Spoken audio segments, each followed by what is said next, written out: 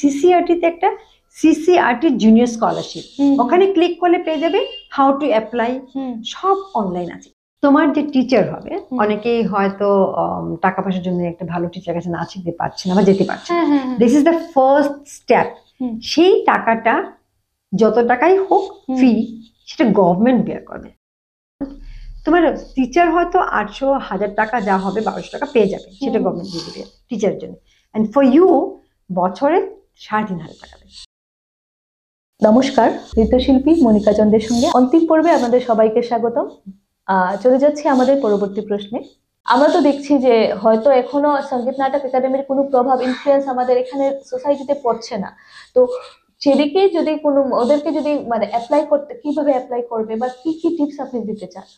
সঙ্গীত নাটক একাডেমির ওয়েবসাইটে যাবে এবং ওখানে ইয়াং আর্টিস্ট, তার আগেও যদি 10 to 14 ইয়ার্সের একটা স্কলারশিপ আছে, সেটা হচ্ছে সিসিআরটি, মিনিস্ট্রি অফ কালচারের একটা বডি, সঙ্গীত নাটক academy for the senior artist and junior আর্টিস্টের জন্য একটা 10 to 14 ইয়ার্সের অ্যাপ্লাই করবে। আবারও বলছি, সঙ্গীত নাটক একাডেমির জন্য যে ওয়েবসাইটটা আছে, ওখানে ক্লিক করলে কিসে তুমি চাও সেটা পেয়ে যাবে। আমি এভরি ইচ আর্টিস্ট যারা একটু গ্রোন আপ আর্টিস্ট, ওদের জন্য সঙ্গীত নাটক একাডেমি, বাট তার আগেও আছে, তার আগে আছে 10 to 14 ইয়ার্সের যারা বাচ্চারা আছে, ডান্স, মিউজিক অর এনিথিং, সব সাবজেক্ট। সিসিআরটি তে একটা সিসিআরটি জুনিয়র স্কলারশিপ, ওখানে ক্লিক করলে পেয়ে যাবে হাউ টু অ্যাপ্লাই, সব অনলাইন আছে। এত সুন্দর, কিছুই করতে হবে না, everything is, you have to download the form. ওখানে ওয়েবসাইটে ফর্ম আছে, ডাউনলোড করে অ্যাকর্ডিং টু অ্যাপ্লাই করতে পারো। সেখানেও দেখো খুব ভালো সিস্টেমটা, ওরা নর্থ ইস্টের বাচ্চাদেরকে গুয়াহাটিতে ডাকবে এবং বাচ্চাটার ওখানে ক্যান্ডিডেট সে যে যাবে গুয়াহাটিতে, তার ফেয়ার সঙ্গে মা বাবা একজন ফেয়ার দেবে গভর্নমেন্ট। আচ্ছা, তো এই ফ্যাসিলিটি দিচ্ছে তোমাকে শুধু ইন্টারভিউতে যাওয়ার জন্য। এবার যখন পেয়ে গেল, যদি খুব ভালো, ওরা দেখবে যে প্রমিসিং আর্টিস্ট, এটা মানে না যে স্কলারশিপটা দিতে গেলে 10টা নাচ শিখতে হবে। হোয়াট ইজ ডান্স, তোমার কি ফর্ম, এটা মণিপুরি হোক, ভারতনাট্যম হোক, যা হোক, সেটার সেই ফর্মটা তুমি ভালো করে শিখছো কি না, এবং তোমার promise towards your art form, এইটা একটা বাচ্চা যখন দাঁড়াবে নাচের জন্য, তুমি তো বুঝে দিতে পারবে সে খুব ক্যাজুয়ালি করছে না, শি ইজ ভেরি, মানে তোমার কতটা ওখানে কতটা প্র্যাকটিস, ডেডিকেশন। প্র্যাকটিসটা তো মঞ্চে দাঁড়ালে, একটা জায়গায় দাঁড়ালেই বোঝা যাবে সেটা। আচ্ছা, এই বাচ্চারা পেয়ে যাবে।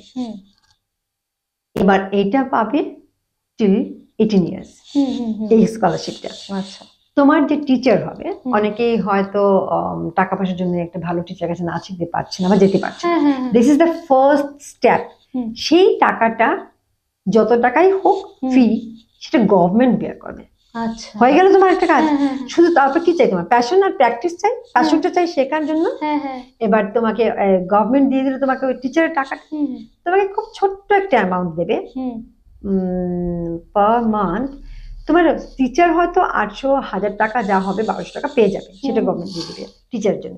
এন্ড ফর ইউ বছরে 3500 টাকা দেবে। খুবই কম মনে হবে, but not because of money. তুমি একটা স্কলারশিপ হোল্ডার হয়ে গেলে, মিনিস্ট্রি অফ কালচার তোমার ওখানে তুমি এনেছে, তোমার নামটা চলে গেল এখন। এবার 3500 টাকাও যদি আমি ধরলাম পুরো বছর আমি পাচ্ছি, আমার মাইনাস হয়ে গেল টিউশন ফিসটা, ওটা গভর্নমেন্ট দিচ্ছে। এবার 3500 টাকা তুমি পেলেও বছরে একটা ভালো কস্টিউম বানিয়ে নিতে পারবে মোটামুটি। দেন 18 ইয়ার্স থেকে আবার senior scholarship, that is also very good. এইভাবেই তুমি শুধু আমাদের জানার ইচ্ছেটা, আজকাল ফিঙ্গার টিপসে সবকিছু আছে। ওয়ান সিসিআরটি অর সঙ্গীত নাটক একাডেমি, মিনিস্ট্রি অফ কালচারে, ওখানে গেলে কিছুই জানতে হবে না, পেজে চলে গেলে ওদের সব কিছু ইনফরমেশন আছে। আচ্ছা, every information, what you want to do and how to do. আচ্ছা, তখন এটা হবে না যে আমি বরাকবিল থেকে কিছু পাচ্ছি না, মানে বরাকবিলের লোকটা ওটা জানার ইচ্ছেই নেই, ওরা বুঝতে বা জানতে পারছে না। ওদের মানে মেইনলি হচ্ছে এখন একটু নেচে নিল, স্টেজে নেচে নিল, শেষ হয়ে গেল। তো আমরা বলছি যে এই যে আমাদের আর্ট ফর্মস গুলো আছে, নাচ হোক, গান হোক, আর্ট হোক, নাটক হোক, সবকিছুতেই আমাদের একটা প্রফেশনাল লাইফ আছে।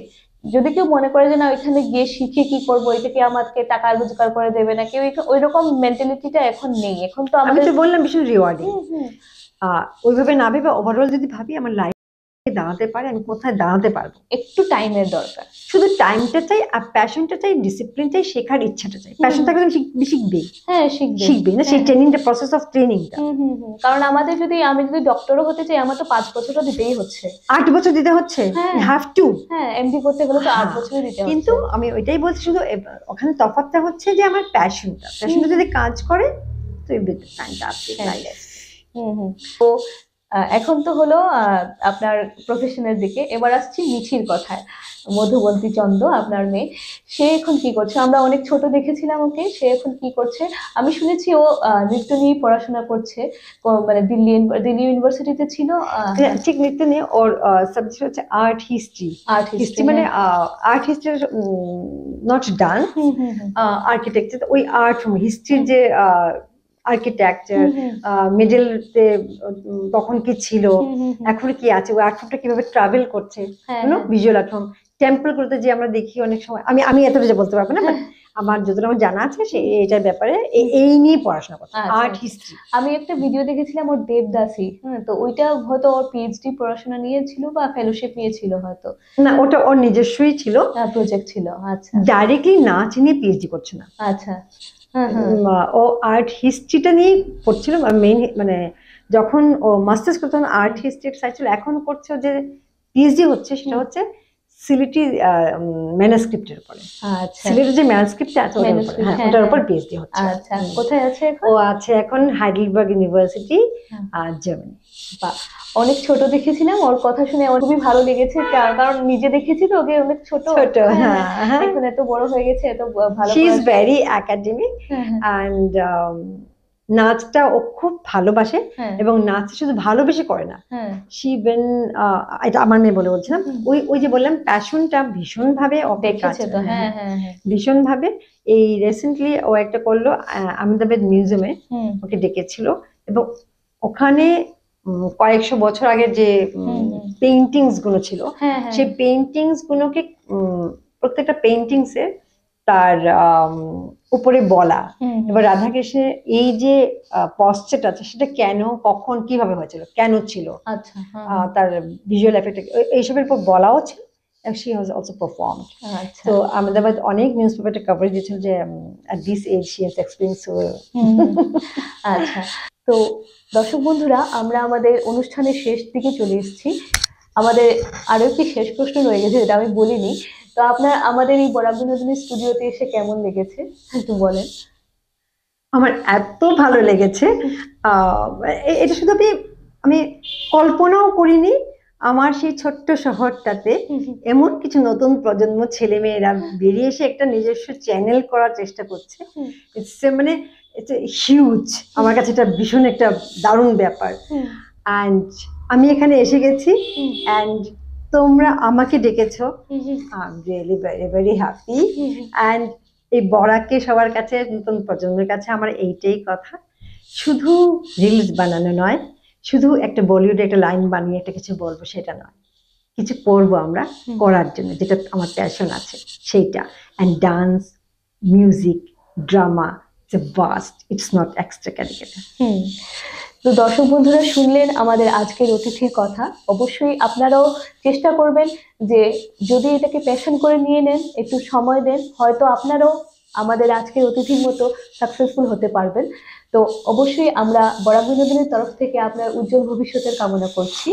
তো দর্শক বন্ধুরা, কেমন লেগেছে আমাদের আজকের এই অনুষ্ঠানটি অবশ্যই আমাদের লাইকস এন্ড কমেন্ট করে জানাবেন, এবং এখন পর্যন্ত যদি আমাদের পেজটি ফলো করে না থাকেন তো অবশ্যই ফলো করবেন। আজকের মতো বিদায় নিচ্ছি, নমস্কার।